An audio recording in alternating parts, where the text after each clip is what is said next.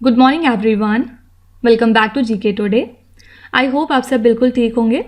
और आज हम डिस्कस करने वाले हैं 20 जनवरी के सबसे मोस्ट इंपॉर्टेंट करंट अफेयर्स। आगे बढ़ने से पहले मैं आपको एक बार फिर से बता दूं कि क्वेश्चंस हमारे एप्लीकेशन में चल रही डेली 20 MCQ सीरीज से लिए गए हैं। तो अगर आप उसको सब्सक्राइब करना चाहते हैं तो आपको सारे questions along with their answer and explanation एक वेल ऑर्गेनाइज्ड फॉर्मेट में प्रोवाइड किए जाएंगे, ठीक है। और इसके अलावा हम लास्ट में इस वीडियो के दिसंबर मंथ का करंट अफेयर्स रिवाइज कर रहे हैं, जिसमें हम टॉप मोस्ट 240 क्वेश्चंस दिसंबर मंथ से देख रहे हैं। अब तक हम 150 क्वेश्चंस कर चुके हैं और आज हम 151 से लेके 165 तक क्वेश्चन कवर करेंगे, ठीक है। तो चलिए सबसे पहले आज के करंट अफेयर्स हम देख लेते हैं। What is the name of the world's longest river cruise which was flagged off by the prime minister. ये क्वेश्चन अभी कुछ दिनों पहले हमने किसी और तरीके से देखा था। यहाँ पे पूछ रहे हैं कि प्राइम मिनिस्टर ने जो दुनिया की सबसे लंबी रिवर क्रूज लॉन्च करी है, फ्लैग ऑफ कर दी है, वो किस नाम से फेमस है, उसका नाम क्या है। तो प्राइम मिनिस्टर नरेंद्र मोदी ने दुनिया की सबसे लंबी रिवर क्रूज को हाल ही में लॉन्च किया था वाराणसी से, और इस रिवर क्रूज का नाम क्या था, MV गंगा विलास। ये क्वेश्चन काफ़ी इंपॉर्टेंट है, ठीक है। और ये जो क्रूज है ये अपनी जर्नी स्टार्ट करेगी वाराणसी से और लगभग 3200 किलोमीटर्स ट्रैवल करेगी अगले 51 डेज में, और फिर ये कहाँ पहुँच जाएगी, डिब्रूगढ़ में, ठीक है। डिब्रूगढ़ कहाँ पे है, कौन से स्टेट में, ये असम में है, और बांग्लादेश होते हुए जाएगी, ठीक है। तो याद रखिएगा, इसके अलावा प्राइम मिनिस्टर ने इनॉग्रेट किया है एक tent city on the banks of Ganga river Varanasi में वाया वीडियो कॉन्फ्रेंसिंग, ठीक है। तो दो बातें इस क्वेश्चन से ध्यान में रखने वाली हैं। सबसे पहले नाम क्या है इस रिवर क्रूज का, ये है MV गंगा विलास। सेकेंड चीज़ आपसे ये पूछा जा सकता है कि इसको प्राइम मिनिस्टर ने कहाँ से फ्लैग ऑफ किया था, तो ये सिटी थी वाराणसी। नेक्स्ट है, India's first 3 times platform wind turbine generators has been installed in which state. India का पहला विंड टर्बाइन जनरेटर जिसकी कैपेसिटी 3 times है, ये हाल ही में कहाँ पे इंस्टॉल हुआ है, आपको ये बताना है। तो रिन्यू पावर ने हाल ही में इसको इंस्टॉल किया है, कहाँ पे, कर्नाटका में, इसके गडग डिस्ट्रिक्ट में, ठीक है। और ये जो नया विंड टर्बाइन जनरेटर है ये पार्ट है कंट्री के पहले round the clock renewable energy project का, जिसमें हम विंड, सोलर और बैटरी एनर्जी स्टोरेज सिस्टम को कंबाइन करते हैं, ठीक है। तो इस प्रोजेक्ट के थ्रू लगभग 1 मिलियन घरों में बिजली प्रोवाइड करी जाएगी हर साल, ठीक है। तो 2 क्वेश्चन बन सकते हैं इस स्लाइड से। सबसे पहली बात, किसको इंस्टॉल कहाँ पे किया गया है, याद रखिएगा कर्नाटका के गडग में। और ये भी पूछा जा सकता है कि किस कंपनी ने इसको इंस्टॉल किया है, तो ये है रिन्यू पावर, ठीक है। नेक्स्ट है, after Chhattisgarh, Rajasthan and Punjab which state recently restored the old pension scheme for the government employees. आपसे पूछ रहे हैं कि इन 3 स्टेट्स के बाद कौन से स्टेट ने हाल ही में ओल्ड पेंशन स्कीम को रिस्टोर कर लिया है अपने स्टेट के गवर्नमेंट एम्प्लॉयज़ के लिए। तो ये स्टेट है हिमाचल प्रदेश। इन्होंने हाल ही में डिसाइड किया है कि ये ओल्ड पेंशन स्कीम को फिर से रिस्टोर करेंगे गवर्नमेंट एम्प्लॉयज़ के लिए, जो कि कवर होते हैं under the national pension system, ठीक है। और इनके पहले छत्तीसगढ़, राजस्थान और पंजाब ने भी इस पेंशन स्कीम को रोल आउट कर लिया है। और ये जो डिसीजन है हिमाचल प्रदेश गवर्नमेंट का, इसके बाद लगभग 1.36 नेशनल पेंशन सिस्टम के एम्प्लॉयज़ बेनिफिट करेंगे स्टेट में, ठीक है। और एक कैबिनेट सब कमेटी भी कंस्टिट्यूट की गई है इस स्कीम को इम्प्लीमेंट करने के लिए, जिसके बाद 1500 रुपीज़ वुमेन को प्रोवाइड किए जाएंगे जो कि 18 से 60 साल के बीच होती हैं, ठीक है। तो ध्यान में रखिएगा कि कौन कौन से स्टेट हैं जिन्होंने ओल्ड पेंशन स्कीम को रिस्टोर किया है, छत्तीसगढ़, राजस्थान, पंजाब और फिर अब हिमाचल प्रदेश, ठीक है। नेक्स्ट है, supreme court recently struck down a provision of income tax which denied exemption to women of which state. आपसे पूछ रहे हैं कि सुप्रीम कोर्ट ने हाल ही में जो इनकम टैक्स का एक प्राविधान है जिसको इन्होंने खत्म किया है, जिसमें किसी स्टेट के वुमेन के एग्जेम्पशन की डिनाइल की बात थी, आपको यहाँ पे बताना है कि ये कौन सा स्टेट है। तो सुप्रीम कोर्ट ने हाल ही में इनकम टैक्स का एक प्राविधान खत्म किया है, जिसमें जो सिक्किम की वुमेन हैं उनके एग्जेम्पशन की डिनाइल की बात थी अगर वो किसी नॉन सिक्किमीज से मैरी कर लेती हैं तो, ठीक है। तो इनकम टैक्स एक्ट जो है 1961 का, इसमें जो सेक्शन 10 है उसके अकॉर्डिंग जो सिक्किमीज वुमेन हैं जो कि किसी नॉन सिक्किम पर्सन से अगर शादी करती हैं आफ्टर 1 अप्रैल 2008 तो उनको इस एक्ट के तहत किसी भी तरह का एग्जेम्पशन नहीं मिलेगा, ठीक है। तो अब इसको सुप्रीम कोर्ट ने स्ट्रक डाउन कर दिया है और रीज़न क्या बताया सुप्रीम कोर्ट ने कि ये जो सेक्शन है ये टोटली डिस्क्रिमिनेटरी है और ये वायलेशन है आर्टिकल नंबर 14, 15 एंड 21 का इंडियन कॉन्स्टिट्यूशन के, ठीक है। और यही रीज़न था कि सुप्रीम कोर्ट ने इस आर्टिकल को अब स्ट्रक डाउन कर दिया है। अच्छा, फंडामेंटल राइट्स की अगर बात करें तो आर्टिकल नंबर 12 से लेकर 35 तक हमारे फंडामेंटल राइट्स मौजूद हैं इंडियन कॉन्स्टिट्यूशन में, जिसमें कि 6 फंडामेंटल राइट मोटे मोटे तौर पे हैं, ठीक है। कौन कौन से हैं? फर्स्ट है इसमें राइट टू इक्वालिटी, इसमें सभी को इक्वल रखा जाता है। सेकेंड है राइट टू फ्रीडम, आप जो करना चाहते हैं आप कर सकते हैं लेकिन लॉ के लिमिट्स में रह के। थर्ड है राइट अगेंस्ट एक्सप्लॉयटेशन, किसी का हनन नहीं करना है। फोर्थ है right to freedom of religion, आप अपनी ज़िंदगी में 10 बार चाहें तो रिलीजन चेंज कर सकते हैं। फिफ्थ है कल्चरल एंड एजुकेशनल राइट्स और लास्ट है राइट टू कॉन्स्टिट्यूशनल रेमेडीज़। ये 6 फंडामेंटल राइट्स हैं हमारे, ठीक है। इसके बारे में खास बात क्या है, ये आर्टिकल नंबर 32 है और इसको डॉक्टर भीमराव अंबेडकर ने कहा था कि ये हार्ट एंड सोल है इंडियन कॉन्स्टिट्यूशन का।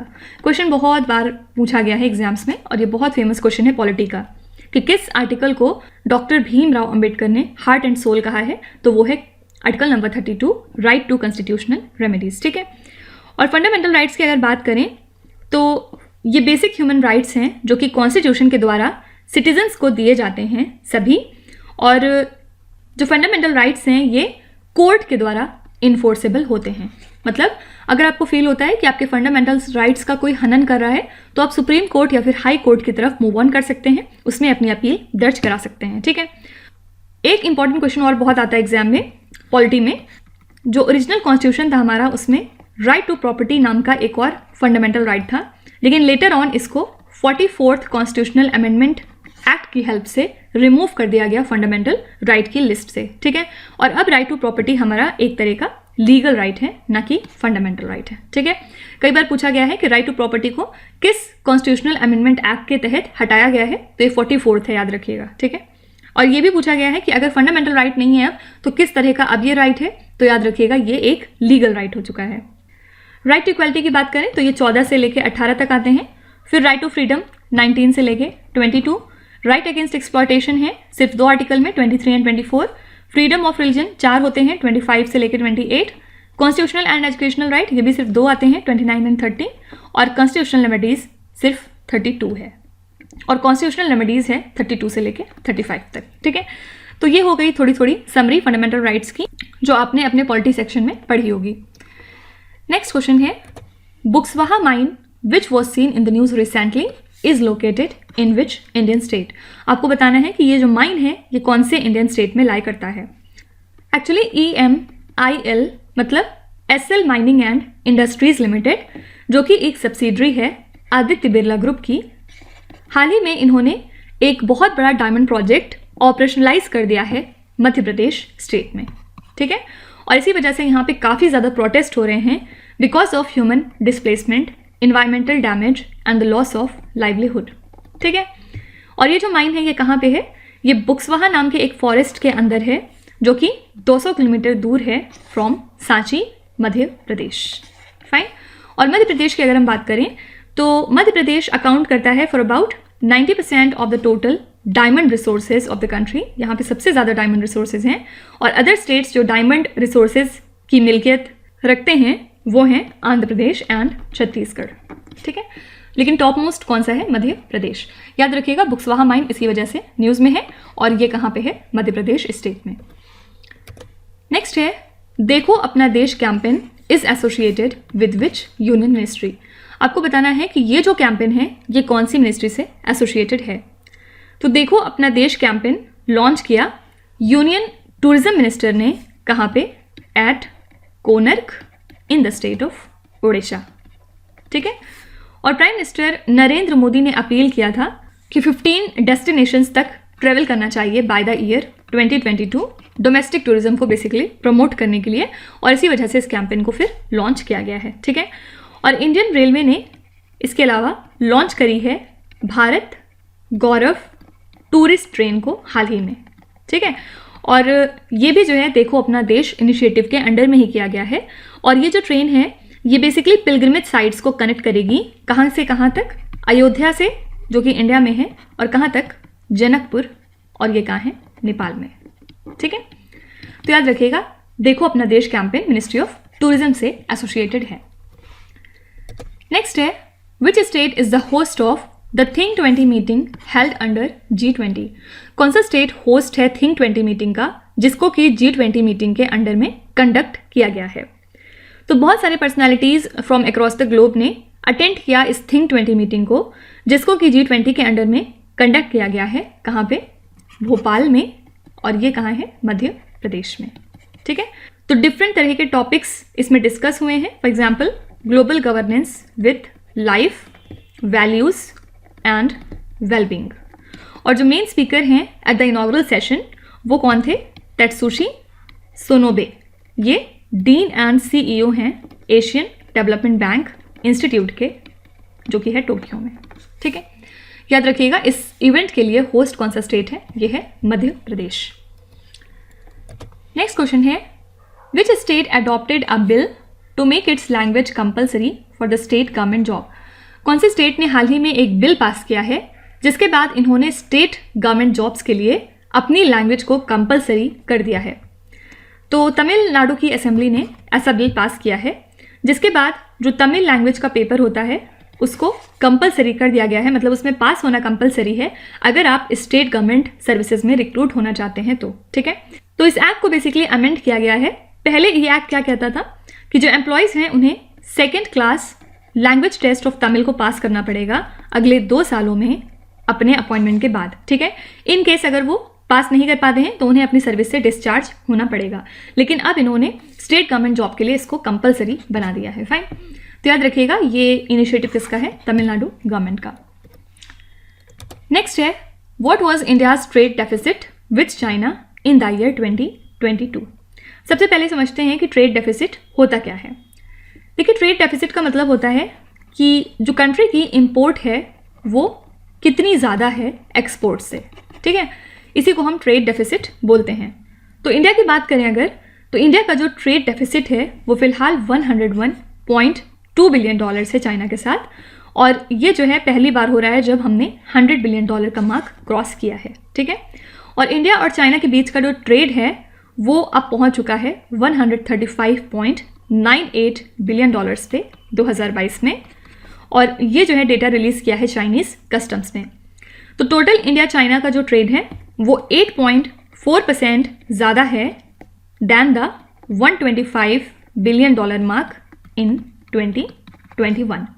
और चाइना का एक्सपोर्ट टू इंडिया कितना है, $118.5 बिलियन, और ये वैल्यू 21.7% से ईयर ऑन ईयर बेसिस पे बढ़ती ही जा रही है, ठीक है। इंडिया का जो एक्सपोर्ट है चाइना के लिए वो 17.48 बिलियन है, सिर्फ $बिलियन है सिर्फ, ठीक है।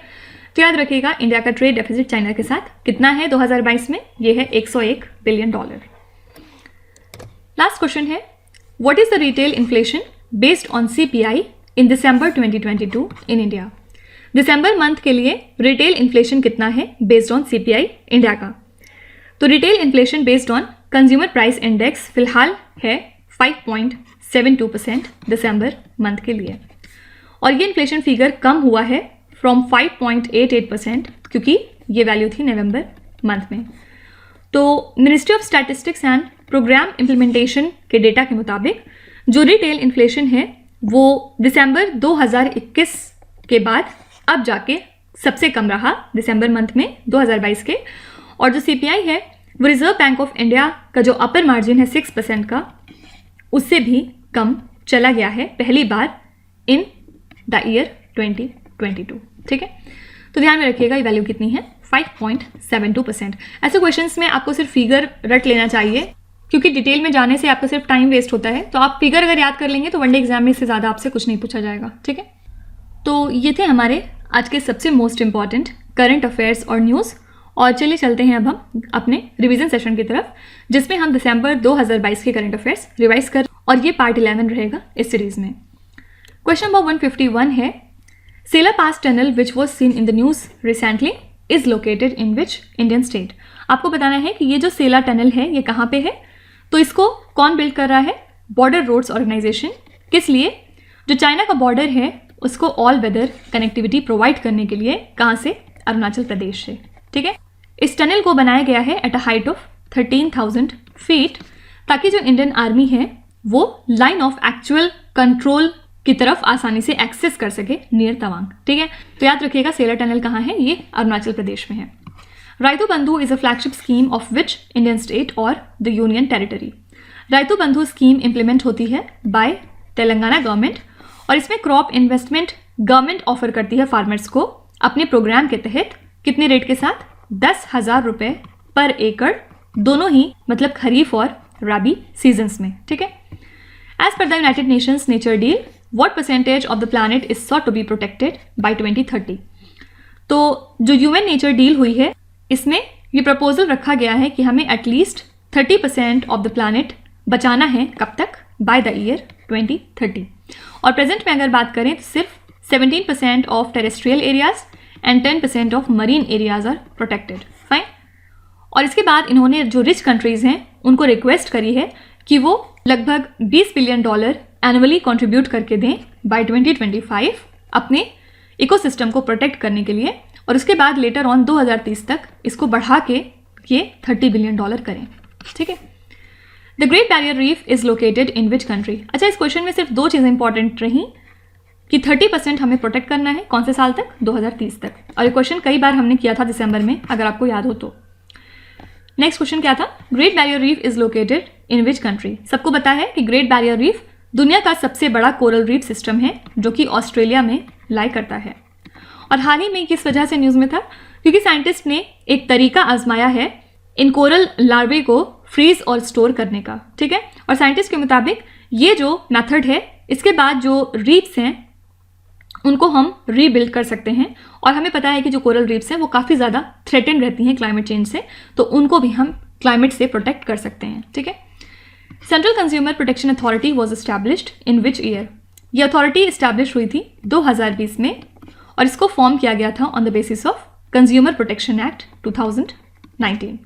किस वजह से न्यूज़ में थी, क्योंकि हाल ही में इस अथॉरिटी ने नोटिसेस सेंड किए हैं to the e commerce players like Flipkart and Meesho. किस रीज़न की वजह से, क्योंकि इन्होंने नॉर्म्स को वायलेट किया है to the sale of acid.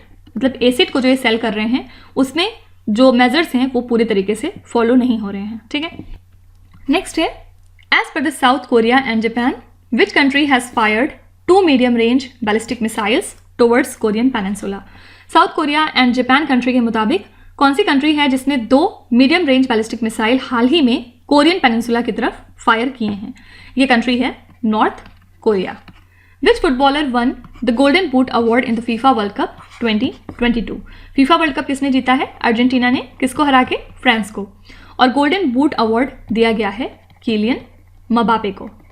Okay, और याद रखिएगा लियोनेल मेसी को मिला है गोल्डन बॉल अवार्ड, और गोल्डन ग्लव अवार्ड दिया गया है एमिलियानो मार्टिनेज को। Okay, which city is the chair of urban 20 events to be held in India as part of its G20 presidency. तो chief minister of Gujarat mister Bhupendra Patel ने launch किया हाल ही में urban 20 logo, website and social media handle. और याद रखिएगा अहमदाबाद को चेयरमैनशिप दी गई है अर्बन 20 इवेंट्स की ऑन अर्बन डेवलपमेंट, जो कि G20 समिट के अंडर में कंडक्ट किया जाएगा। ठीक है, और सबको पता है कि इंडिया ने G20 प्रेसिडेंसी को अज्यूम कर लिया है कब से, 1 दिसंबर 2023 से। Which sports person has been named as the BBC sport personalities world sport star of the year for 2022। ये जो है खिताब किसको मिला है, ये दिया गया है लियोनेल मेसी को। The Kunming Montreal Global Biodiversity Framework has 23 targets that the world needs to achieve by which year? तो हमारी जो 15th कॉन्फ्रेंस ऑफ पार्टीज हुई थी COP15 to the United Nations convention on biological diversity, इसमें Kunming Montreal global biodiversity framework adopt किया गया था, जिसमें टोटल 23 टारगेट्स थे जो हमें अचीव करने हैं 2030 तक। फाइन, और ये फिगर काफ़ी इंपॉर्टेंट है, 23 टारगेट्स।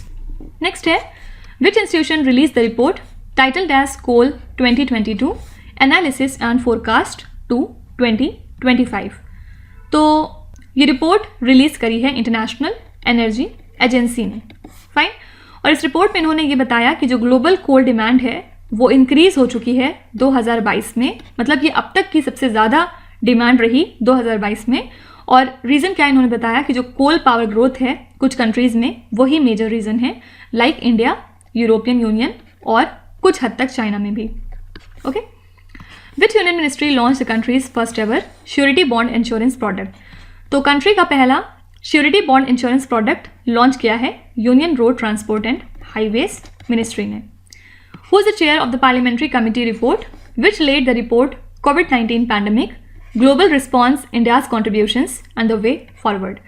तो ये जो रिपोर्ट रखी गई थी इसको इस कमिटी के चेयरपर्सन थे मिस्टर पी चौधरी। फाइन। इसमें कमिटी ने रिकमेंड किया कि गवर्नमेंट को रेडी टू एक्ट प्लान के साथ आना चाहिए ताकि इस बार इन केस अगर कोई नेशनल हेल्थ इमरजेंसी आती है तो किसी तरह की शॉर्टेज ना होने पाए मेडिसिन और इक्विपमेंट की। As per the speed test global index which country had the highest media mobile download speed in the month of November. तो इस इंडेक्स के मुताबिक कतर में सबसे ज़्यादा मीडिया मोबाइल डाउनलोड स्पीड देखी गई नवंबर मंथ के लिए, और इंडिया की रैंक इसमें कितनी थी? 71st। साथ ही याद रखिएगा चिले कंट्री जो है यहाँ पे सबसे ज़्यादा फिक्स्ड ब्रॉडबैंड डाउनलोड स्पीड पाया गया। Which country launched a biometric service in its airport under which no passport और टिकट विल बी रिक्वायर्ड। कौन सी कंट्री है जहाँ पे बायोमेट्रिक सर्विस को लॉन्च कर दिया गया है उनके एयरपोर्ट्स पे, जिसके बाद किसी भी तरह के पासपोर्ट और टिकट की ज़रूरत अब नहीं रहेगी वहाँ पे? ये कंट्री है यूएई। यूएई ने लॉन्च किया है अबू धाबी एयरपोर्ट पे, और जो पैसेंजर का फेस है वही अब उसका बोर्डिंग पास रहने वाला है। ठीक है।